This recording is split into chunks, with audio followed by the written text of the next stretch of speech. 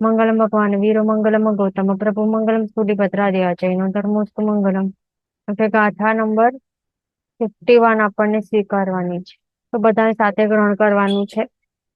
આ ગાથામાં શું આવે છે? જાણવા લાયક નવતત્વો, જાણવાનું ફળ. એટલે બધાને સાથે સ્વીકારવાની છે. જીવાઈ નવ પયથે જો જાણઈ તસ્સ હોઈ સંમત્તમ ભાવેણ સદ્દહંતો અયાણ માણેવી સંમત્તમ. પાછો એક વખત ગાથા સ્વીકારશું 51ની. જીવાઈ નવ પયથે જો જાણઈ તસ્સ હોઈ સંમત્તમ ભાવેણ સદ્દહંતો અયાણ માણેવી સંમત્તમ. ઓકે, તો હવે આપણે આ શબ્દાર્થ જોઈ લઈએ આ ગાથાના. જીવાઈ એટલે કે જીવ, અને આઈ, આઈ એટલે કે આદિ, આદિ એટલે કે શું? જીવ વગેરે. નવ એટલે કે નવ. પછી પયથે, પયથે એટલે કે પદાર્થોને કે તત્વોને. પછી જો એટલે કે જે જીવ. જાણ ઈ એટલે કે જાણે. તસ્સ એટલે કે તે જીવને. હોઈ એટલે કે થાય છે કે હોય છે. સંમત્તમ એટલે કે સમ્યક્ત્વ. ભાવેણ એટલે કે ભાવપૂર્વક. સદ્દહંતો એટલે કે શ્રદ્ધા કરતા જીવને. અયાણ માણે એટલે કે અજ્ઞાન હોતે છતે. અભી એટલે કે પણ. સંમત્તમ એટલે કે સમ્યક્ત્વ. તો શબ્દાર્થ જોઈ લીધું. હવે આપણે ગાથાર્થ જોઈ લઈએ અને પછી વિશેષાર્થ. આ ગાથામાં શું બતાડે છે કે જીવાદી નવ પદાર્થોને જે જાણે તેને સમ્યક્ત્વ હોય. બોધ વિના પણ ભાવથી શ્રદ્ધા રાખનારને પણ સમ્યક્ત્વ હોય છે. ઓકે, તો અહીંયા શું કહે છે? આ ગાથામાં, ગાથા નંબર 51માં શું કહે છે કે સમ્યક્ત્વ કોને, કયા જીવોને હોય છે? શાસ્ત્રકાર ભગવાન શું કહે છે કે બે પ્રકારે હોઈ શકે છે. કે જે જીવાદી, જે નવ પદાર્થો જે આપણે ભણ્યા છે ને, આ નવ તત્વમાં શું આવે છે? નવ તત્વો આવે છે. 9 પ્રકારના તત્વો કે 9 પ્રકારના તત્વ અને પદાર્થ પણ કહેવાય છે. કે 9 પદાર્થ કે 9 તત્વોને જે પણ જાણે છે, જેમ આપણે આ નવતત્વ પ્રકરણ આપણે જે ક્લાસ દ્વારા આપણે જાણ્યું છે ને, તો એને સમ્યક્ત્વ હોય. ઓકે, એવી રીતે સમ્યક્ત્વ હોઈ શકે છે એ જીવને. અને બીજી રીતે એમ પણ કહે છે કે બોધ વિના પણ ભાવથી શ્રદ્ધા રાખનારને પણ સમ્યક્ત્વ હોય. એટલે કે શું? કે જેને બોધ એટલે કે આ જાણકારી નહીં હોય, આવી રીતે થિયોરેટિકલી આપણે જે ભણ્યું છે ને, આ નવતત્વ પ્રકરણ દ્વારા બધા એક તત્વો નું સ્વરૂપ આપણે જાણ્યું છે, અને જાણીને પછી આપણને એના ઉપર શ્રદ્ધા થાય ને, તો એને સમજતું હોય. પણ જે એવી રીતે નથી જાણ્યું ને, આવી રીતે બધું, આ બધાનું બોધ નથી કે અચ્છા આ નવ પ્રકારના તત્વો છે, પહેલું તત્વ આ, બીજું તત્વ આ, તો એ બધું જે નથી જાણતું ને, છતાં પણ એને ભાવથી શ્રદ્ધા રહેલી હોય આ નવ તત્વો ઉપર, તો એમને એવા જીવોને પણ સમેટતું હોય. તો એવી રીતે ગાથાર્થ કહે છે. હવે વિશેષમાં હવે કહેશે કે એનું મિનિંગ શું થાય છે આ બંને સ્ટેટમેન્ટ્સના. વિશેષાર્થમાં આપણને જાણવાનું છે.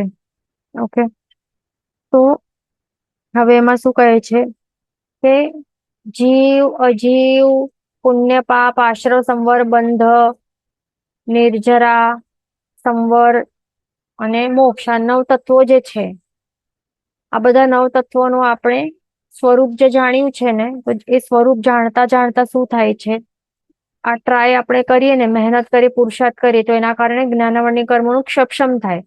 તો એક ક્ષપશમ જેટલું થાય ને, જેટલું વધારે થાય ને, તો એના વડે આ બધું સમજાય છે. ઓકે, કેવી રીતે સમજાય છે આ બધું?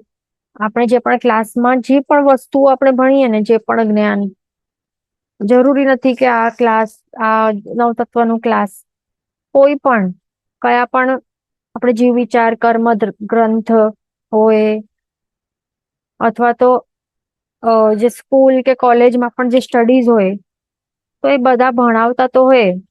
ઓકે, ટીચર્સ તો સેમ રીતે જ ભણાવતા હોય. એમના સામને 100 સ્ટુડન્ટ્સ રહેલા હોય. ઓકે, ટીચરની મહેનત તો એવી ની એવી જ હોય ને, ટીચર તો એક જ હોય. એવું નથી કે 100 અલગ અલગ ટીચર 100 અલગ અલગ રીતે એ ભણાવતા હોય છે બધા બધા સ્ટુડન્ટ્સ એવી રીતે નહીં હોય ને, ટીચર તો એક જ છે ને. અને એને સાંભળનાર કેટલા સ્ટુડન્ટ હોય, સમજો કે એને સાંભળનાર 5 સ્ટુડન્ટ છે. ઓકે, ટીચરની જે રીત છે તે સેમ છે બધા માટે. જે બોલે છે એ કોમન ઓપનલી બોલે છે, બધાને એક સાથે જ સમજાવે છે. પણ હવે આ સ્ટુડન્ટ નંબર 1, સ્ટુડન્ટ નંબર 2, 3, 4, 5 જે પણ છે, માર્ક્સ એમને કેટલા આવે છે, અથવા તો સમજણ જયારે પણ આપે છે તો બધાને શું એ જ સેમ લેવલમાં સમજાય છે એવું હોય? એવું નહીં હોય ને. જે સ્ટુડન્ટ નંબર 1 એવું હોય કે એને થોડુંક એક જ ફર્સ્ટ ટાઈમ જ એને ખાલી ટોપિક જ સ્ટાર્ટ કર્યું અને તરત જ એને સમજાઈ જાય, અચ્છા એવી રીતે છે, એવી રીતે એને સમજાઈ જાય, આખો ફટાફટ ગ્રાસ્પ કરી લે. સ્ટુડન્ટ નંબર 2 ને એવી રીતે હોઈ શકે કે એને ફટાફટ યાદ રહી ગયું એક વખતમાં. સ્ટુડન્ટ નંબર 3 ને એવું થઈ શકે છે કે અરે એને તો કઈ સમજાય નહીં, બધું બાઉન્સર ગયું, કઈ જ નહીં સમજાયું. સ્ટુડન્ટ નંબર 4 ને એવું હોય થઈ શકે કે ક્વેશ્ચન્સ પૂછ્યા બાદ પણ 2-3 વખત પણ રિપીટ એક્સપ્લેનેશન ની બાદ પણ એને સમજાયું નહીં હોય. એવી રીતે થઈ શકે ને. 5મા નંબર વાળાને બધું એ 5th વાળો નંબર નું એવી રીતે આપણે સમજી શકીએ, એવી રીતે એક્ઝામ્પલ લઈ શકીએ કે એ પણ શાર્પ છે, પણ ફટાફટ એ ગ્રાસ્પ કરી લે છે. અને જેટલું સમજાવે છે એટલું જ નહીં, એનાથી હજી વધારે એક્સ્ટ્રા ડિટેલમાં સમજાવે, જે ટીચરે નથી સમજાવ્યું ને એ પણ એ સમજાઈ જાય છે એને એક્સ્ટ્રા. માત્ર એક આટલું ટોપિક સમજાવે છે, આટલા ટોપિક માત્ર આટલું સમજાવે છે, પણ એને સ્ટુડન્ટ નંબર 5 ને આટલું સાંભળે છે ને, છતાં પણ આટલું ને એનાથી વિશેષ એક્સ્ટ્રા એને જ્ઞાન ખુલી જાય છે, સમજાઈ જાય છે ઓટોમેટિકલી. પદાર્થો એને સમજાઈ જાય છે ઓટોમેટિકલી. એ શું ડિરાઈવ એસ્ટાબ્લિશ કરી નાખે છે. અચ્છા, એટલે કન્ક્લુઝન્સ ઉપર આવી જાય છે કે અચ્છા આ વસ્તુ પરથી ઘણા બધા એ વસ્તુ સમજાઈ જાય છે કે અચ્છા આ રીઝન છે, એના કારણે આવું થાય, એવું થાય, એવી રીતે માઇન્ડમાં એને સમજાઈ જાય છે.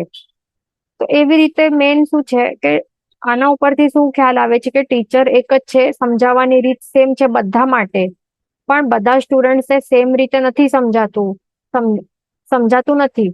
કોઈકને નથી સમજાતું, કોઈકને સમજાય છે અને કોઈકને એક્સ્ટ્રા સમજાઈ જાય છે. વધારે પદાર્થો એને એના શું થઈ જાય છે, એસ્ટાબ્લિશ થઈ જાય છે. તો એવી રીતે હોય. તો એ કોના ઉપર ડિપેન્ડન્ટ છે આ બધી વસ્તુઓ? એવી રીતે શા માટે હોય છે? કોઈકને ઓછું વધારે શા માટે? રીઝન છે જ્ઞાનાવર્ણ્ય કર્મોનું સક્ષમ કેટલું કોણ કરે છે, એના ઉપર બધું ડિપેન્ડન્ટ છે. જ્ઞાનાવર્ણ્ય કર્મોનું સક્ષમ બિલકુલ ઓછું, બહુ જ ઓછું હોય તો સમજાય જ નહીં જીવને. આ આવરણ જ્ઞાનાવર્ણ્ય કર્મોનો ભારી આવરણ રહેલું હોય, સક્ષમ પણ નહીં કરતું હોય જીવ, તો પછી કેટલું પણ પ્રયત્ન કરે પણ એને આટલું ઇઝીલી નહીં સમજાઈ શકે. સમજાય જ નહીં, પદાર્થો બેસે જ નહીં માઇન્ડમાં. અને કોઈકનું તીવ્ર સક્ષમ હોય જ્ઞાનાવર્ણ્ય કર્મનો, તો પછી થોડુંક ઘણું એ ટીચર સમજાવે અને એને એક ટોપિક સમજાવે પણ એના આત્મામાં 2-3 ટોપિક વધારે એ ઓપન થઈ જાય, ઓટોમેટિકલી સમજાઈ જાય, એસ્ટાબ્લિશ થઈ જાય, ડિસ્ક્લોઝ થઈ જાય, એવું થાય. તો એવું હોય. એટલે એ બધું શેના પર ડિપેન્ડન્ટ છે? જ્ઞાનાવર્ણ્ય કર્મનું સક્ષમ કેટલું છે, કેટલું કરે છે જીવ. તો આપણે પણ જે નવતત્વનું જે સ્વરૂપ સમજાયું ને, તો એ કોના કારણે, રીઝન શું છે, કેવી રીતે સમજાય છે? જ્ઞાનાવર્ણ્ય કર્મનું સક્ષમ વડે સમજાય છે. જેનું જેટલું હમણાં પણ આપણે સમજાવીએ છીએ, બધા સ્ટુડન્ટ જે પણ છે એમાં બધાને અલગ અલગ ઓછા વધારે પ્રમાણમાં સમજાય છે. બધાને પોતપોતાના જ્ઞાનાવર્ણ્ય કર્મનું સક્ષમ કેટલું હોય એના ઉપર ડિપેન્ડન્ટ છે. એટલે આપણને ધ્યાન રાખવાનું, જો સમજાતું નહીં હોય આપણને, તો પછી દેટ મીન્સ જ્ઞાનાવર્ણ્ય કર્મનું સક્ષમ ઓછું છે, તો હજી વધારે પ્રયત્ન કરવાનો. પુરુષાર્થ આપણે જેટલું કરશું વધારે જે જ્ઞાની અને જ્ઞાન ઉપકરણ છે એનું વધારે બહુમાન ભાવ વધારે કરશું, જ્ઞાન પાંચમની આરાધના કરશું, સમ્યક જ્ઞાનની આરાધના કરશું. ઓકે, એ બધું જેટલું આપણે કરશું ને, પુરુષાર્થ કરશું, વધારે સમજાય નહીં તો પણ ટ્રાય કરતા રહેશું, માસ્તુસ મુનિની જેમ. જેટલો પ્રયત્ન કરશું એટલું વધારે આપણે સક્ષમ એ થઈ શકશે અને એટલું વધારે ઇઝીલી આપણને પછી સમજવાનું સ્ટાર્ટ થઈ જશે. જો નિકાચિત કર્મો બાંધેલા નહીં હોય તો એ ધ્યાન રાખવાનું. નિકાચિત કર્મોનું જો ઉદય રહેલું હોય એ વખતે તો પછી ડિફિકલ્ટ થઈ જાય. ઓકે, માસ્તુસ મુનિનું કેવી રીતે નિકાચિત ટાઈપનું કર્મ ત્યારે ચાલી રહેલું હતું ને ઉદયમાં, કેટલું પ્રયત્ન કર્યું તો પણ બાયહાટ નહીં થઈ નહીં શક્યું. તો એવી રીતે હોય છે. એટલે મેન લાસ્ટ વાત શું છે કે આપણને પુરુષાર્થ તો કરતા રહેવાનું છે. એ ધ્યાન રાખવાનું, મહેનત કરતા રહેવાનું છે. તો એવી રીતે આપણને ધ્યાન રાખવાનું કે જ્ઞાનાવર્ણ કર્મોના સક્ષમ વડે આ બધા જે નવતત્વના સ્વરૂપોને સમજાય છે. અને આ જે નવતત્વનું સ્વરૂપ સમજનાર જે આત્મા છે એને સત્યાસત્યનો વિવેક થાય છે. પછી એને શું આ બધું સમજી લે ને નવતત્વનું સ્વરૂપ, એના વડે કેટલું બધું પદાર્થો ને આત્મા, જીવ જગત, આત્મા, પુણ્ય પાપ વગેરે એનું સત્ય શું હકીકતો છે, શું અસત્ય છે, એનું બધું એને સ્વરૂપ સમજાઈ ગયું તો પછી એ બધું એને ખ્યાલ આવી શકે છે. એનું વિવેક થાય છે એટલે ખ્યાલ આવે છે, જાણ થાય છે કે અચ્છા હા આ સત્ય છે, આ કરવા જેવું છે, આ કરવા જેવું નથી. તો એ બધું એને ક્લિયર થઈ જાય, ક્લેરિટી એ પ્રાપ્ત થાય છે જીવને. જે ધર્મ છે, ધર્મ શું છે, અધર્મ, અચ્છા અધર્મ આને કહેવાય, જે હિંસા છે, જૂઠ છે વગેરે એને અધર્મ કહેવાય, મિથ્યાત્વ છે એને અધર્મ કહેવાય. તો એ બધું એને કોન્સેપ્ટ ક્લિયર થતા જાય. ધર્મ એને ખ્યાલ આવે કે અચ્છા આ જે પણ સામાયિક વગેરે છે, આ દેશવીરતી ધર્મ, જે સર્વવીરતી છે, બધો ધર્મ કહેવાય. દાનશીલ, તબ્બા વગેરે એને ધર્મ કહેવાય, એને ખ્યાલ આવે છે. આ બધા કોન્સેપ્ટ ક્લિયર થાય, સત્ય સત્ય જે સાચા સ્વરૂપો નું વિવેક થાય, એટલે કે બધું બોધ થાય, એને ખ્યાલ આવે, બધું ક્લિયર થતું જાય. હિત અહિત છે, શું એના આત્મા માટે હિતકારી છે, શું અહિતકારી છે, એ બધું એ જાણતો થાય છે. આ કોણ? જે નવતત્વનો જ્ઞાતા હોય, એટલે જે નવતત્વને જે જાણનાર આત્મા હોય, જે સ્ટડી કરે નવતત્વોને, તો એ નવતત્વ નો જ્ઞાતા એ બધું જાણે છે. ઓકે, ધર્મ અધર્મ, હિત અહિત વગેરે જાણે છે. અને એના કારણે શું થાય છે, જે સર્વભાષિત વચન જ સત્ય લાગે છે એને. તો એ બધું નવતત્વનો સાચો સ્વરૂપ જાણવાના કારણે શું થાય છે, એના કારણે એને લાગે છે, એને પછી રિયલાઇઝ થાય છે કે જે સર્વજ્ઞ, એટલે કે જે સર્વજ્ઞ એવા તીર્થંકર ભગવંતોએ જે વચન કયા છે, એટલે કે જે જીનવાણી છે, એ જ સત્ય લાગે ને, એ સાચી લાગે. કારણ કે પ્રભુએ જે કહ્યું છે એ બધું સત્ય કહ્યું છે. ધર્મ છે, ધર્મને ધર્મ જ કહ્યું છે, અને જે અધર્મ છે, જે પાપ છે, એને જ અધર્મ તરીકે બતાડ્યું છે. એટલે એવી રીતે નથી બતાડ્યું કે જે હિંસા એ કરવા જેવી છે, હિંસાને ધર્મ કે અહિંસાને અધર્મ, એવું બધું ગડબડ એવું કઈ અસત્ય નથી બતાડ્યું. જેનું યથાર્થ સ્વરૂપ છે પદાર્થોનું, તો એનું યથાર્થ સ્વરૂપ જ આપણને બતાડ્યું છે. એટલા માટે આપણને રિયલાઇઝ થાય નવતત્વ ભણ્યા બાદ કે જે પ્રભુએ બતાડ્યું છે ને એ જ સત્ય છે. અને એવી રીતે આપણને જયારે આ પ્રભુના વચન એ સત્ય લાગવાનું સ્ટાર્ટ થાય, એને કહેવાય કે આપણને એનું મિનિંગ શું થાય કે હવે આપણને શું થયું, જે જીન વચન છે એના ઉપર આપણને શ્રદ્ધા જાગી છે, શ્રદ્ધા આવવાનું સ્ટાર્ટ થઈ ગયું છે. જો આપણને લાગે ને કે હા જે પ્રભુએ કહ્યું છે બધું સત્ય જ છે, એમનું જ વચન સત્ય છે, એવું ફીલ કરવાનો અને રિયલાઇઝ કરવાનો આપણે સાચે સ્ટાર્ટ કરીએ ને, તો ત્યારે કહેવાય કે શું થાય, નિશ્ચય સમ્યક્ત્વ, યથાર્થ વસ્તુ તત્વની શ્રદ્ધા પ્રગટ થાય છે જીવને. જયારે આપણને જીન વચન ઉપર શ્રદ્ધા બેસે ને, શ્રદ્ધા થવાનું સ્ટાર્ટ થાય કે પ્રભુએ જે કહ્યું છે એ સત્ય છે, તો ત્યારે કહેવાય કે જે સમ્યક્ત્વ છે એ આપણામાં એ ગુણ પ્રગટ થયું છે. અને સમ્યક્ત્વ એટલે એને શું કહે છે? સમ્યક્ત્વ, નિશ્ચય સમ્યક્ત્વ એટલે કે શું? યથાર્થ વસ્તુ તત્વની શ્રદ્ધા. એટલે શું? યથાર્થ એટલે કે જે સત્ય સ્વરૂપ જે જેવું છે, વસ્તુ જે જેવી છે એના એ જ સ્વરૂપે સ્વીકારવું, એને કહેવાય કે યથાર્થ વસ્તુ તત્વની શ્રદ્ધા. શ્રદ્ધા એટલે કે શું? કે આપણે સ્વીકારી રહ્યા છીએ. શ્રદ્ધા એટલે કે શું? કે જે વસ્તુઓનું જે યથાર્થ સ્વરૂપ છે એના એ જ યથાર્થ સ્વરૂપે આપણે એને સ્વીકારી રહ્યા છીએ, એને એક્સેપ્ટ કરી રહ્યા છે, અને એ જ સ્વરૂપમાં બિલીવ કરી રહ્યા છે. એને કહેવાય કે એ આપણને હવે એના ઉપર શ્રદ્ધા આવી છે કે યથાર્થ વસ્તુ તત્વની શ્રદ્ધા એને કહેવાય કે ત્યારે કે નિશ્ચય રૂપે સમ્યક્ત્વ આપણામાં પ્રગટ થાય છે ત્યારે એ કહેવાય છે. એ ધ્યાન રાખવાનું. ઓકે, એવી રીતે આપણને અહીંયા બધું બતાડ્યું છે કે સમ્યક્ત્વ ગુણ એ કેવી રીતે પ્રગટ થાય, તો એ આપણને અહીંયા પ્રોસેસ બતાડ્યું છે આપણને.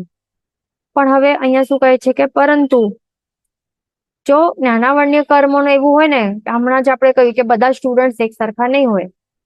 ટીચર ભલે એક સરખો બધાને શીખવાડતી હોય, બધાને એવી રીતે નથી કે બીજાને છુપીને ક્લાસીસ આપવામાં આવતા હોય કે એક્સ્ટ્રા અલગથી કોઈ કઈ શીખવાડતા હોય, એવી રીતે નહીં. જે કહે છે એ જનરલી પબ્લિકલી એક સાથે બધા સ્ટુડન્ટ કહે, છતાં પણ કોઈકને સમજાય, કોઈકને નથી સમજાતું.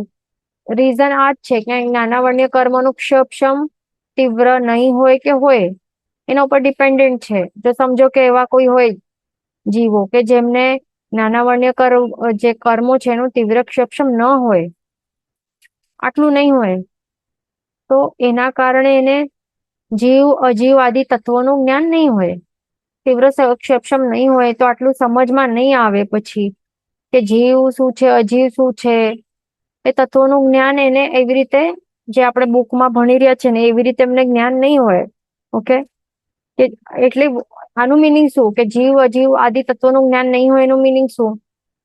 હવે આટલું બેઝિક તો એમને ખ્યાલ છે કે જીવ, અચ્છા, જે આ living things non living things આટલું તો બધાને ખ્યાલ હોય ને.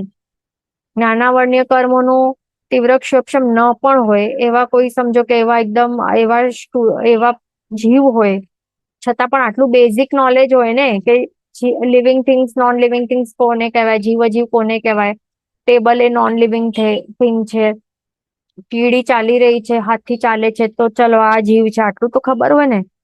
એટલે આટલું એને ઉપરથી આટલું મોટું જ્ઞાન હોય, એ બધું ખ્યાલ હોય, બટ એનું આટલું જે આપણે વિશેષાર્થ જે ભણ્યું છે ને, આપણે નવતત્વ વિશે આપણે ભણ્યું ત્યારે આપણે વિશેષમાં ભણ્યું છે ને, દરેક તત્વોનું સ્વરૂપ સમજવા આપણે વિશેષ પુરુષાર્થ કરીને વિશેષાર્થ ભણ્યા છે. આપણે સમજો કે જીવ તત્વમાં આપણે શું ભણ્યા, જીવ તત્વના કેટલા ભેદ છે, બધા આપણે જીવ વિચારમાં 563 ભેદ ભણ્યા છે.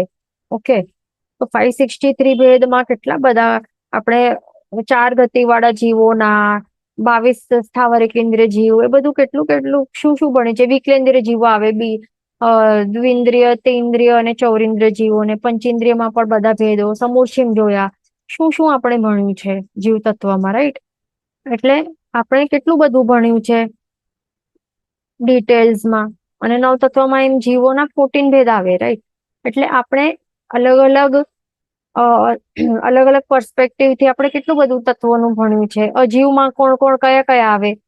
પૂદગલાસ્તિકા આવે, કાળ દ્રવ્ય આવે, ધર્માસ્તિકા, અધર્માસ્તિકા, આકાશાસ્તિકા, અને આ બધા આવે ને.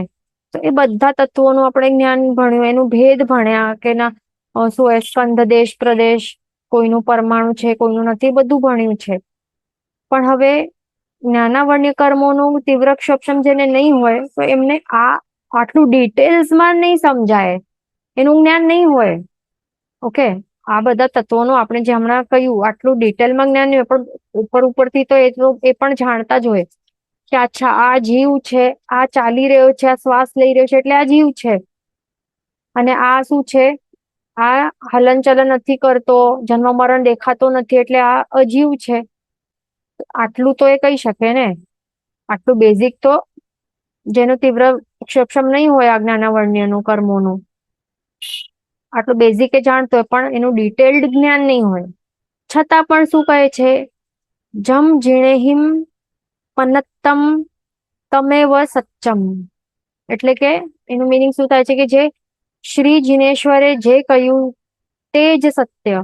બસ આટલું શ્રદ્ધા હોય ને, અડગ શ્રદ્ધા રહેલી હોય એના અંતરમાં, કે મને આટલું બધું ડિટેલમાં જ્ઞાન નથી, આ બધા પદાર્થો ચડતા નથી, જ્ઞાનાવન્ય કર્મોનું તીવ્ર સક્ષમ ન હોવાના કારણે આટલું ચડતું નથી, જ્ઞાન સમજાતું નથી ડિટેલમાં શું છે શું નથી. છતાં પણ, અથવા તો એવું પણ હોઈ શકે કે એને કેટલું પણ પ્રયત્ન કર્યા બાદ પણ એને આટલું સમજાતું નહીં હોય ને એટલું જ્ઞાન નહીં હોય બધું ડિટેલમાં, છતાં પણ એના અંતરમાં આટલું શ્રદ્ધા રહેલી હોય કે મારા પ્રભુએ જે કહ્યું છે એ પણ કેવા પ્રભુ કોણ, જે સર્વજ્ઞ એવા જે જીનેશ્વર ભગવાન છે, એમણે જે કહ્યું છે એ જ સત્ય. આટલું જે અંદરથી દ્રઢ શ્રદ્ધા રહેલી હોય એના ઉપર ટસમસ પણ નહીં થાય. આવી દ્રઢ સંસ્કાર વાળું જે જીવ હોય ને, તો એમને કહે છે કે નવતત્વનું આટલું જ્ઞાન નહીં હશે ને, આખા જે ચોપડો આપણે ભણી રહ્યા છે એની અંદરનું એ બધું, એના ભેદ, એના પ્રતિભેદ, આ ને તે બધું એમને જ્ઞાન નહીં હોય ને, છતાં પણ એમને સમ્યક તો અવશ્ય હોય છે એમ કહે છે. એટલે મેન આપણને ખ્યાલ આવે છે કે જે નવ તત્વનું જ્ઞાન હોય તો એમને સમ્યક તો હોય. જ્ઞાન હોય એટલે કે જ્ઞાન માત્ર એટલે કે જાણકારી હોવાથી નહીં થાય સમ્યક તો, પણ એ સ્વરૂપ સ્વીકારવાનું એ મેન છે. ઓકે, એનું સ્વરૂપ સમજાઈને જે સ્વરૂપ જેવું સ્વરૂપ છે એ જ સ્વરૂપે સ્વીકારવું એ સમ્યક્ત્વ છે. અને જો નવતત્વનું જ્ઞાન નહીં રહેલું હોય છતાં પણ એવી શ્રદ્ધા રહેલી હોય કે જે પ્રભુએ કહ્યું છે બધું સત્ય છે, તે જ સત્ય છે, એવી રીતે શ્રદ્ધા રહેલી હોય ને તો પણ એ જીવને સમ્યક્ત્વ હોય છે, અવશ્ય હોય છે એમ કહે છે. એટલે એ ધ્યાન રાખવાનું. ઓકે, પછી કહે છે કે સમ્યક્ત્વ છે કે નહીં તેનો સર્વથા નિશ્ચય પ્રાય અસર્વજ્ઞ જીવ જાણી શકે નહીં.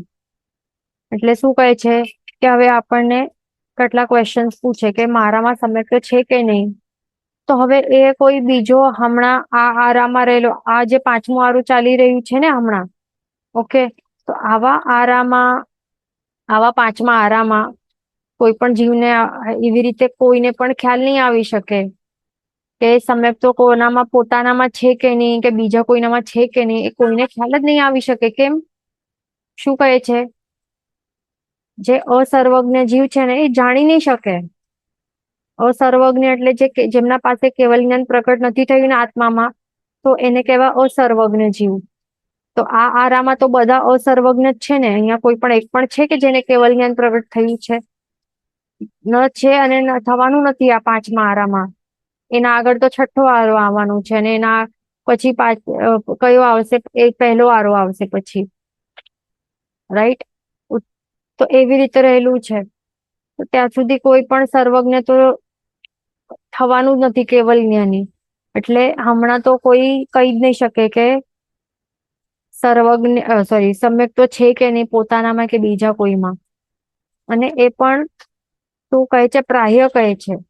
શા માટે પ્રાહ્ય કહે છે આ વર્ડ? કારણ કે એવી રીતે કહે છે કે સમ્યક્ત્વના જે 67 લક્ષણ કયા છે ને, તો એ લક્ષણ અનુસાર જે લક્ષણો બતાડ્યા છે, 67 એવા લક્ષણો રહેલા હોય, તો એ લક્ષણો ઉપરથી આપણે માત્ર અંદાજો લગાડી શકીએ કે અચ્છા આ લક્ષણો આ બધા દેખાય છે આ વ્યક્તિમાં, તો એ જીવને એવી રીતે આપણે અનુમાન વડે આપણે એનું મોટા દૃષ્ટિથી આપણે કહી શકીએ કે અચ્છા એના આત્મામાં એવું હોઈ શકે કે આવા બધા લક્ષણો તો દેખાય છે, તો એવું શક્ય છે કે આ સમ્યક્ત્વ હોઈ શકે કે ન પણ હોઈ શકે. એટલે એવી રીતે આ આપણે એકદમ 100% શ્યોરિટી સાથે આપણે નહીં કહી શકીએ, કારણ કે સમ્યક્ત્વ એવી વસ્તુ છે કે જીવ પછી સમ્યક્ત્વ રહેલું પણ હોય આત્મામાં, અને કોઈ પછી એનું વમન પણ કરી લે. વમન કરીને પહેલા ગુણસ્થાન કે મિથ્યાત્વ ગુણસ્થાન કે ઉતરી પણ જાય, એ પણ એને ઉતરવા માટે કેટલી વાર લાગે? એક અંતર મુહૂર્ત માત્ર લાગે. અને સમ્યક્ત્વ ગુણ પ્રગટ કરવા માટે પણ કેટલી વાર લાગે? એક અંતર મુહૂર્ત લાગે. એટલે એવું છે. એટલે આપણે કહી નહીં શકીએ કે આ સમયે એક્ઝેક્ટલી આ સમયે જીવને XYZ જીવને સમ્યક્ત્વ છે કે નથી, આપણે એકદમ પરફેક્ટ અંદાજો આપણે તો લગાડી જ નહીં શકીએ, કારણ કે આપણે અસર્વજ્ઞ છીએ, કેવલ જ્ઞાની નથી આપણે. એટલે ધ્યાન રાખવાનું. એટલે કોઈ પણ એવું કહેતા હોય ને કે અરે આ સમ્યક્ત્વી છે, આ સમ્યક્ત્વી છે, તો એના ઉપર ભરોસો નહીં કરવાનો. એવા કેટલા જીવો રહેલા છે આજના કાળમાં કે કહેતા હોય કે આ તો સમકીર્તિ છે કોઈ XYZ પર્સન, તો એ બધું આપણને એના ઉપર એવા કોઈ એવી રીતે ગૃહસ્થોમાં એવી રીતે કહેતા હોય કે આ સમકીર્તિ છે, આ સમકીર્તિ છે, એવી રીતે પ્રચાર કરતા હોય, તો એ બધામાં આપણને શું બહુ એવી રીતે નહીં થઈ જવાનું, આપણને ભરોસો નહીં કરવાનો. એમનામાં લક્ષણો જોવાના, લક્ષણો દેખાય છે કે નહીં. તો લક્ષણો હોય તો પછી આપણે એટલે આપણે કહી શકીએ કે હોઈ શકે, પણ પછી એનું પૂજા વગેરે કરવા જવાનું નહીં. પછી ગૃહસ્થોની પૂજા નહીં કરાય. ગૃહસ્થો અપૂજ્ય હોય, એ ખાસ ધ્યાન રાખવાનું. પૂજ્ય કોણ હોય? જે ગુરુ ભગવંત હોય, સર્વવીરતીધર ગુરુ ભગવંત હોય, એ પૂજ્ય હોય, એ ખાસ ધ્યાન રાખવાનું. તો આપણે શું વાત કરતા હતા કે જે સમ્યક્ત્વના જે 67 લક્ષણો બતાડ્યા છે શાસ્ત્રકાર ભગવંતો, તો એ લક્ષણોને અનુસારે અનુમાન વડે જીવ સ્થૂલ દૃષ્ટિ એટલે કે વ્યવહાર માત્રથી પોતાના આત્મામાં તેમજ પરના વ્યવહાર સમ્યક્ત્વનો સદભાવ કે અભાવ અનુમાનથી વિચારી શકે અથવા જાણી શકે છે. ઓકે, એ ધ્યાન રાખવાનું. હવે અહીંયા શું કહે છે કે વ્યવહાર સમ્યક્ત્વ અહીંયા કહ્યું છે, અને બીજું હોય કે નિશ્ચય સમ્યક્ત્વ છે, એમ કહે છે. હવે વ્યવહાર સમ્યક્ત્વ ક્યારે કહે છે કે જ્યારે કોઈ જીવ, હવે સમજો ને કે એને માત્ર શ્રદ્ધા રહેલી છે, એમ પણ સાચે જે ચોથો ગુણ સ્થાનક છે ને, એટલે એમ 14 ગુણ સ્થાનક રહેલા હોય, એ બધું ગુણ સ્થાનકોની વાત ક્યારે સમજાશે? જ્યારે આપણે આ 4 પ્રકરણ કમ્પ્લીટ કરી લેશું, પછી બીજા કર્મ ગ્રંથમાં આવશું ને, તો ત્યારે આ 14 ગુણ સ્થાનકો વિશે આપણને એકદમ પ્રોપરલી સમજમાં આવશે કે શું છે બધું. હમણાં આપણે આટલું સમજી લઈએ કે જીવને પહેલાથી જ કરીને એની જર્ની હોય ને, આત્મવિકાસની જર્ની, એના માટે આ 14 પાયા રહેલા હોય છે. ઉપર ચડવાનું હોય છે અને પછી મોક્ષની અવસ્થાની પ્રાપ્તિ થઈ શકે એવું હોય. તો એમાં એક એવું સ્ટેપ આવે છે, ચોથા નંબરનું સ્ટેપ આવે છે. તો એ 4th નંબરનું સ્ટેપ એટલે એને કહેવાય ચોથો ગુણ સ્થાનક. ઓકે, તો એ ગુણ સ્થાનક જયારે આત્મામાં, એટલે સાચે જીવને, એ જયારે પણ કોઈ જીવ ચોથા ગુણ સ્થાનકે આવ્યો હોય ને, એના આત્માના અધ્યવસાય એવા ચાલી રહેલા હોય, તે ચોથા ગુણ સ્થાનકે આવ્યો છે, સમ્યક દર્શન ગુણ એના આત્મામાં પ્રગટ્યો હોય, તો ત્યારે કહેવાય કે એને નિશ્ચય સમ્યક્ત્વ રહેલું છે. ધ્યાન રાખવાનું. ઓકે, પણ આપણને એવી રીતે લાગે લક્ષણથી, બાહ્ય લક્ષણથી આપણને લાગે, સ્થૂળ દૃષ્ટિથી આપણને લાગે કે લક્ષણો બધા રહેલા છે, ઘણા બધા લક્ષણો દેખાતા હોય છે, તો એમ કહી શકાય કે વ્યવહાર માત્રથી આપણે કહી શકીએ કે સમ્યક્ત્વ રહેલું હશે એ જીવના આત્મામાં. ઓકે, તો એમના માટે એવી રીતે સમજી શકીએ કે ઘણા બધા જે ગુણો છે એ પ્રગટાવ્યા હોય અને સમ્યક્ત્વ પ્રગટ થવાના માર્ગમાં આગળ વધેલો હોય, એવી રીતે પણ હોઈ શકે. પણ નિશ્ચય સમ્યક્ત્વ ત્યારે કહેવાય જયારે ચોથા ગુણ સ્થાનકે આવેલો હોય. ધ્યાન રાખવાનું. હવે આગળ આપણે જોઈએ, અહીંયા કહે છે કે સમ્યક્ત્વની આટલી વાત કહી છે, પણ સમ્યક્ત્વ એટલે છે શું? આ તે બતાડતી આ ગાથા છે. ગાથા નંબર 52 બધાને ગ્રહણ કરવાની છે, સાથે કહેવાની છે. સવ્વા ઇમ ઝીણે સર ભાસી યા ઇમ વયણા ઇમ નન્નહા હુંતી ઈ ઈ બુદ્ધિ જસ્સ મણે સમત્તમ નિશ્ચલમ તસ્સ. પાછું એક વખત બધાને સાથે ગ્રહણ કરવાની છે. સવ્વા ઇમ ઝીણે સર ભાસી યા ઇમ વયણા ઇમ નન્નહા હુંતી ઈ ઈ બુદ્ધિ જસ્સ મણે સમત્તમ નિશ્ચલમ તસ્સ. શબ્દાર્થ ગાથાર્થ ભણી લઈએ શું છે એનું. સવ્વાઈમ એટલે કે સર્વે, એટલે બધા વચનો. ઝીણેસર એટલે કે જીનેશ્વરના. ભાસી યાઈમ એટલે કે કહેલા. વયણા ઇમ એટલે કે વચનો. ન એટલે કે ન. અન્નહા એટલે કે અન્યથા કે અસત્ય. હુંતી એટલે કે હોય. ઈ એટલે કે એવા પ્રકારની. બુદ્ધિ એટલે કે બુદ્ધિ. જસ્સ એટલે કે જેના. મણે એટલે કે હૃદયમાં કે મનમાં. સમત્તમ એટલે કે સમ્યક્ત્વ. નિશ્ચલમ એટલે કે નિશ્ચલ કે દ્રઢ, તસ્સ એટલે કે તેને. ગાથાર્થ સમજી લઈએ. શ્રી જિનેશ્વરે કહેલા સર્વે વચનો અસત્ય ન હોય, એટલે સર્વે વચનો સત્ય જ હોય, જેના હૃદયમાં એવી બુદ્ધિ હોય તેનું સમ્યક્ત્વ દ્રઢ છે. ઓકે, તો હવે અહીંયા શું કહે છે કે એનું ગાથાર્થ, આ જે ગાથા છે એનો અર્થ શું કહે છે કે જે પ્રભુએ, જે સર્વજ્ઞ એવા જિનેશ્વર ભગવંતે જે પણ શબ્દો બતાડે છે એ અસત્ય તો બિલકુલ હોય જ નહીં. એવા ટાઈપની જે થિંકિંગ જેની રહેલી હોય ને, કે બિલીફ રહેલી હોય ને, તો એનું કહેવાય છે કે એનું સમ્યક્ત્વ દ્રઢ છે, એમ કહે છે. અને એમાં પણ શું કહે છે, કોઈ પણ વચનો, એટલે એવું નથી કે કોઈ જે 100 વચનો છે એમાંથી એક બે છોડીને બાકી બધા સત્ય છે, એક બે અસત્ય લાગે છે, એવું નહીં ચાલે.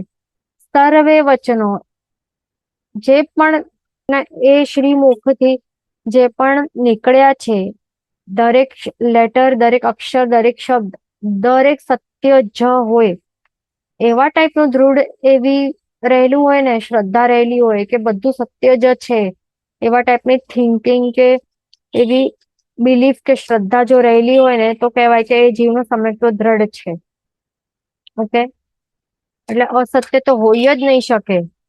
એવા ટાઈપની બુદ્ધિ રહેલી હોય, એવા ટાઈપની બિલીફ રહેલી હોય, માન્યતા રહેલી હોય, જેને એનું સમ્યક્ત્વ દ્રઢ છે એવું કહેવાય છે, એવું કહે છે આ ગાથામાં. હવે વિશેષાર્થ સમજી લઈએ.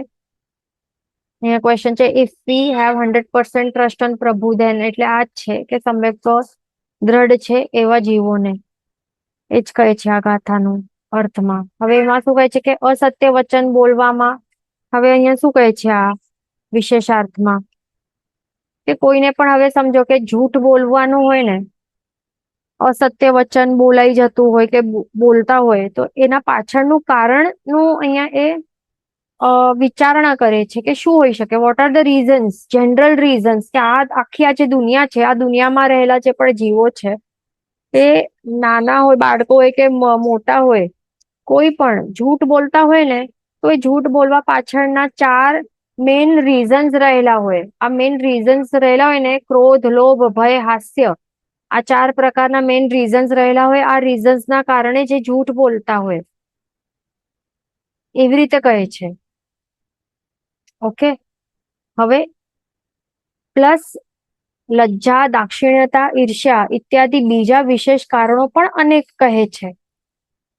પણ જે આ 4 મેઇન કહ્યા છે ને, ક્રોધ, લોભ, ભય, હાસ્ય, એ મૂળ મેઇન કારણો છે આ.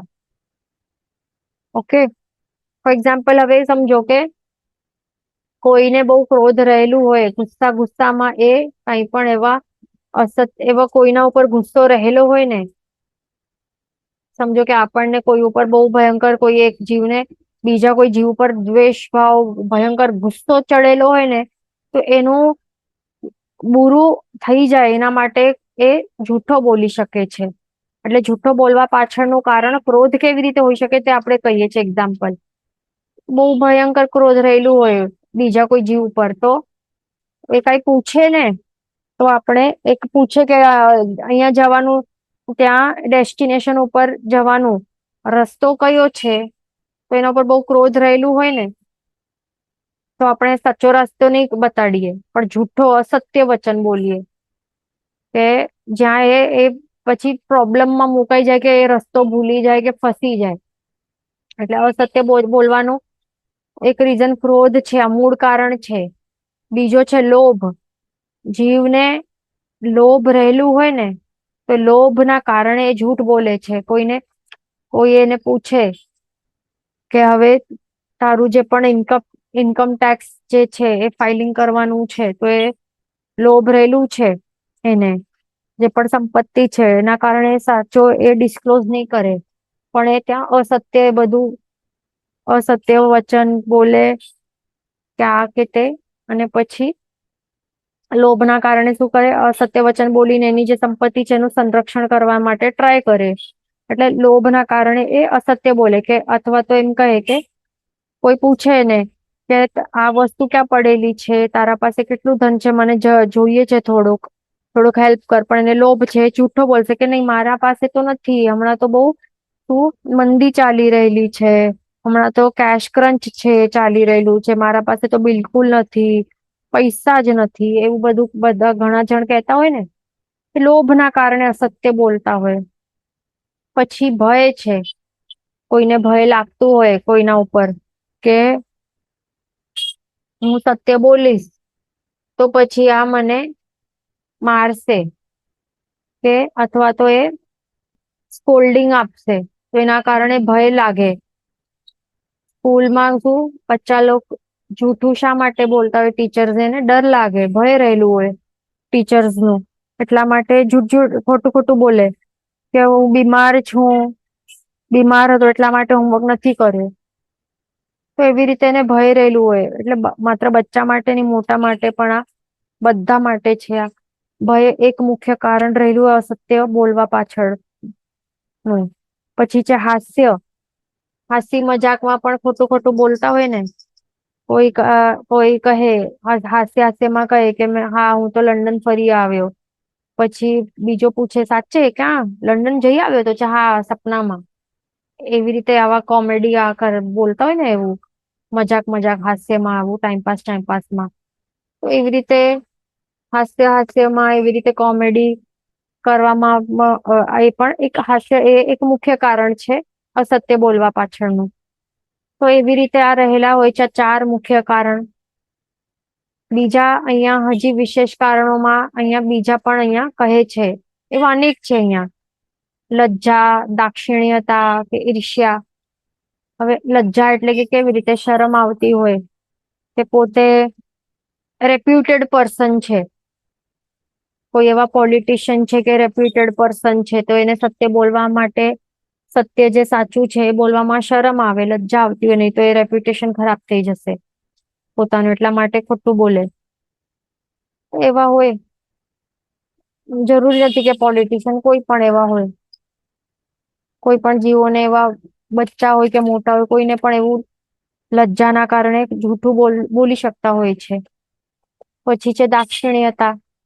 તો એમાં પણ દાક્ષિણ્યતાના કારણે એવી રીતે ખોટું બોલી શકતા હોય, પણ એક રીઝન છે, એટલે કે કેવી રીતે કે જે સમજો કે બે ભાઈ છે, તો મોટા ભાઈને ખરાબ નહીં લાગે ને, મોટા ભાઈને ખરાબ નહીં લાગે કે પેરેન્ટ્સ એમને ખરાબ નહીં લાગે, એટલા માટે એ જુઠ્ઠો બોલે. મોટા ભાઈને એવું ખરાબ નહીં લાગે કે નાના ભાઈ પાસે વધારે સંપત્તિ છે, એટલા માટે શું કહે કે ના મારા પાસે આટલું કઈ નથી, તમે વધારે આ ધનવાન છો, તમે વધારે જ્ઞાની છો, કે જે પણ એવી રીતે દાક્ષિણાત્ય અસત્ય બોલે છે જે પણ, તો એવી રીતે પણ બોલી શકે છે આ કારણથી. પછી છે ઈર્ષ્યા, જેલેસી રહેલી હોય, મનમાં જેલેસી રહેલી હોય કોના પ્રત્યે, એટલે પણ જુઠ્ઠો બોલે કે એનું પછી બુરો થઈ જાય, ખરાબ પ્રોબ્લેમમાં ફસાઈ જાય કોઈ પર્સન, એનું કઈ ખરાબ થઈ જાય. સમજો કે એને એવી રીતે બહુ બ્યુટીફુલ હોય, તો એના ઉપર જેલસી રહેલી હોય, તો એને પછી જૂઠો બોલે કે અરે આ સ્કિન ક્રીમ સારું છે, અને કોઈ ખરાબ આપી દે, એક્સપાયર્ડ સ્કિન ક્રીમ આપી દે. તો એવી રીતે પણ હોઈ શકે છે. એવા ઘણા બધા વિશેષ કારણો એટલે ઘણા છે, તો એવા બધા અહીંયા અમુક બતાડ્યા છે અહીંયા. પણ એમાંથી પણ આ એ 4 મુખ્ય કારણ, ક્રોધ, લોભ, ભય, હાસ્ય, 4 મુખ્ય કારણ રહેલા છે. પણ જે પ્રભુ છે આપણા સર્વજ્ઞ એવા આપણા જીનેશ્વર ભગવાન છે, તો એ આજે પણ દેખાય છે ને આ બધા કારણો, 4 કારણો, તો એનાથી એને બધાને હરાવી દીધા છે. આ બધા જે દોષો છે એનાથી રહિત છે, તેઓ એનાથી મુક્ત થઈ ગયા છે, એમને હરાવી દીધા છે. એટલે સર્વજ્ઞ એવા કેવલી ભગવાન કોઈ દિવસે એમને ક્રોધ હોય કોઈ પણ, કોઈના ઉપર પણ ક્રોધ નહીં રહેલું હોય. કોઈ પણ એમને કેવું પણ આડો અવરો બોલતા હોય કે કાંઈ પણ એની આશા ના કરે તો પણ ક્રોધ નહીં કરે, એવા હોય આપણા સર્વજ્ઞ તીર્થંકર ભગવંત. તો આ ક્રોધ એવું કારણ જ નથી, મેન તો એમને આ ક્રોધ કશાય ચારિત્ર પુણ્ય કર્મ ને એ નાશ જ કરી દીધું છે આત્મામાંથી. લોભ કશાય ચારિત્ર પુણ્ય કર્મને પણ હરાવી દીધું છે. બિલકુલ પણ લોભ છે નહીં, ન તો શરીરનું પણ લોભ નથી, તો ક્યાં આપણે બીજી કઈ કોઈ પણ વસ્તુઓની પૂતગલોની વાત કરીએ. એમને શરીર ઉપર પણ લોભ નથી, ભય પણ નથી કોઈ વસ્તુઓનો. એ નિર્ભય બની ગયા છે. જે ભય નૌકશ ચારિત્ર મુનિ કર્મનું સર્વથા નાશ કરી દીધું છે. હાસ્ય નૌકશ ચારિત્ર મુનિ કર્મનું પણ નાશ કરી દીધું છે. તો આ બધા એવા કર્મો એમના આત્મા સત્તામાં, આત્મા પ્રદેશ ઉપર રહેલા જ નહીં હોય તો એવું ઉદય પણ નહીં થાય ને. એવા ફિલિંગ્સ કે એવી આ ગુસ્સો પણ નહીં આવે. આ બધા ફિલિંગ્સ રૂપે આ બહાર આવે ને. આ બધા ઇમોશન્સ કે ફિલિંગ્સ વગેરે ના રૂપે એ બહાર આવે ને. જ્યારે આ કશાયો છે, આ કર્મો છે ને, આ બધા શું છે? આ કર્મ છે. આ બધા શું છે? આ કર્મ છે. જ્યારે ક્રોધ કશાય ચારિત્ર મુનિ કર્મ, કે લોભ કશાય ચારિત્ર મુનિ કર્મ, કે ભય કે હાસ્ય નો કશાય ચારિત્ર મુનિ કર્મ એનો ઉદય થાય, તો ત્યારે એવા આપણને ફિલિંગ્સ કે એક્સપ્રેશન્સ આપણે આપીએ ને. ગુસ્સો આવે ત્યારે આવા ફિલિંગ, ગુસ્સાવાળી ફિલિંગ આવે, લોભી વાળી ફિલિંગ આવે, મારાપણાનું ફિલિંગ આવે જ્યારે એનું ઉદય હોય. જ્યારે ભય, આ કર્મનો ઉદય હોય તો ત્યારે ડર લાગે આપણને. જ્યાં કર્મનો ઉદય હોય તો હસી આવે આપણને, એવું બધું થાય ને. પણ આ આપણા જીનેશ્વર ભગવાન છે ને, તો એમણે આ બધા કર્મોનું સર્વથા નાશ કરી દીધું છે. આ બધા કયા છે? આ મોહનીય કર્મના આ અલગ અલગ સ્વરૂપો છે. આ મોહનીય કર્મ છે. મોહનીય કર્મોનું સર્વથા નાશ કર્યું છે, ત્યારે તો કેવલ્યન પ્રગટ થાય ને. તો હવે પછી આ કર્મો જ મૂળથી નાશ થઈ ગયા છે, તો આ કર્મો જે એક્સપ્રેશન્સ કે જે ફિલિંગ્સ ને આ ક્રિએટ કરે છે, તો એ ફિલિંગ્સ કે એક્સપ્રેશન્સ પણ નહીં આવે ને પછી. તો આવા ફિલિંગ્સ જ જયારે નહીં આવે કોઈ પણ જીવ ઉપર, તો પછી આ અસત્ય પણ શા માટે બોલે પછી? ઓકે, એટલે અસત્ય બોલવા પાછળના આ ચાર મેઇન કારણ છે. પણ આ ચાર મેઇન કારણો છે એનું જ નાશ કરી દીધું છે એવા કેવલી તીર્થંકર ભગવંતને. આ મેઇન કારણોનું જ નાશ કરી દીધું છે, તો પછી જૂઠ બોલવા પાછળના કારણનું જ નાશ કરી દીધું છે, તો પછી જૂઠ શા માટે બોલશે? રાઈટ. એટલા માટે પ્રભુ જૂઠ તો બોલી જ નહીં શકે, તો અસત્ય બોલવા પાછળનું કઈ રીઝન જ નથી બચ્યો. કોઈ પણ રીઝન નથી બચ્યો. એટલા માટે તે જૂઠ તો બોલી જ નહીં શકે. એટલા માટે આપણને પ્રભુના જે વચન છે એના ઉપર આપણને શ્રદ્ધા થવી જોઈએ કે હા, આ જે પ્રભુ કહે છે એને જૂઠ બોલવા પાછળનું કઈ પ્રયોજન છે જ નહીં, કઈ રીઝન જ નથી, તો જૂઠ શા માટે બોલશે? તો જે બોલશે તે સાચું જ બોલે ને. એ બધા જે પણ રાગ, દ્વેષ, ક્રોધ, લોભ, ભય, હાસ્ય સર્વ દૂષણોથી રહિત છે. જે રાગ છે કે દ્વેષ છે, તો એ પણ નથી. આ રાગ છે કે દ્વેષ છે ને, આ બંને જ્યારે એમને કેવલ્યન પ્રગટ થાય, એ કેવી રીતે થાય? જ્યારે આ બધા કર્મોનું નાશ થાય, મોહનીય કર્મોનું, ત્યારે જ આ કેવલ્યન પ્રગટ થઈ શકે ને. તો રાગ પણ નથી હવે એમનામાં, ના દ્વેષ છે. આપણને સમજો કે કોઈ જીવ ઉપર રાગ હોય, તો ત્યારે પછી આપણે એને બચાવવા માટે કે આપણે જૂઠ બોલીએ ને, અસત્ય બોલીએ. તો હવે એ પ્રભુને કોઈ પણ જીવ ઉપર રાગ પણ નથી. જો આપણને પોતાના ઉપર રાગ રહેલું હોય, પોતાનું રેપ્યુટેશન, સંપત્તિ વગેરે ઉપર રાગ રહેલું હોય, તો પછી એને બચાવવા માટે અસત્ય બોલીએ, તો પ્રભુને રાગ જ નથી. દ્વેષ પણ નથી કોઈ ઉપર, કોઈ પણ જીવો ઉપર. જો દ્વેષ હોય કોઈના ઉપર, તો પછી જૂઠું બોલે ને. તો આ બધા છે જ નહીં. એ દૂષણોથી સર્વથા કમ્પ્લીટલી એન્ડ પરમેનન્ટલી રહિત છે પ્રભુ. એક અંશ માત્ર પણ રાગ, દ્વેષ વગેરે દોષ એમને બાકી રહેલો જ નથી. જો રહેલો હોય તો એમને વિતરાગ નહીં કહેવાય. વિતરાગ આ શબ્દનું મિનિંગ શું થાય છે? કે રાગ દ્વેષ વિના, કમ્પ્લીટલી સર્વથા રાગ દ્વેષ નું નાશ કરી દીધું છે ફોર એવર માટે. તો એમને જ વિતરાગ કહી શકાય. વિતરાગ એટલે રાગ વિના. અને રાગ નહીં હોય તો દ્વેષ પણ નહીં હોય ને. બરાબર. એટલે અંશ માત્ર, એટલે 0.00001% પણ અંશ માત્ર પણ રાગ દ્વેષ જેવા દોષો છે જ નહીં એમનામાં. એટલા જ માટે એમને વિતરાગ કહેવાય છે, નહીં તો એમને વિતરાગ નહીં કહેવાય. તો હવે જે એવા વિતરાગી એવા અરિહંત ભગવાન છે, વિતરાગી એવા સર્વજ્ઞ કેવલી ભગવંત છે, તો એવા આત્માને અસત્ય બોલવાનું પ્રયોજન કે રીઝન શું હોય? કોઈ કઈ હોય જ નહીં શકે ને. એટલા જ માટે જે પ્રભુ જે શબ્દ એક એક અક્ષર કહે છે બધું સંપૂર્ણ સત્ય જ હોય અને એક પણ વચન અસત્ય ન હોય એવી દ્રઢ ખાતરી જેના હૃદયમાં સંસ્કાર પામી ગઈ હોય તો તે જીવને સમ્યક્ત્વ એટલે સમ્યક શ્રદ્ધા હોય છે. ઓકે, અહીંયાથી હવે નેક્સ્ટ ક્લાસમાં આપણે કન્ટિન્યુ કરશું. પણ બાકી છે એક્સપ્લેનેશન. જીન વચન વિરુદ્ધ બોલાયું તો મિચ્છામી દુક્કડમ સર્વમંગલ માંગલ્યમ સર્વ કલ્યાણ કારણ પ્રધાનમ સર્વ ધર્માણમ જયમ જયતિ શાસનમ.